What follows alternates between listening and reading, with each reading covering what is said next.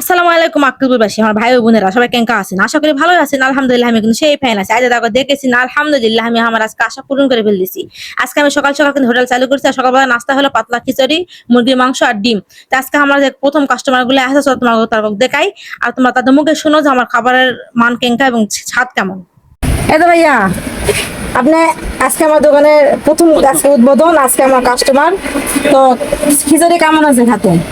খিচুড়ি অসাধারণ হয়েছে, সাথে মুরগির মাংস সেটাও দারুণ হয়েছে। মানে দুটো মিলে জোস, আক্কেলপুরের সেরা। ধন্যবাদ ভাইয়া। খাওয়াই মনে হচ্ছে কেমন আছে খালি আর এক খাল দিমু।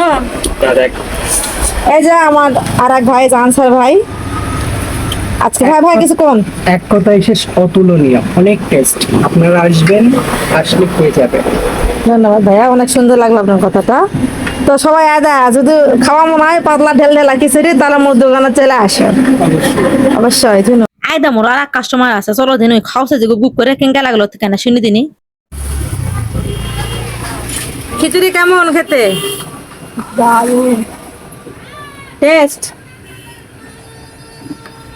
পাতলা খিচুড়ির সাথে মুরগির মাংস।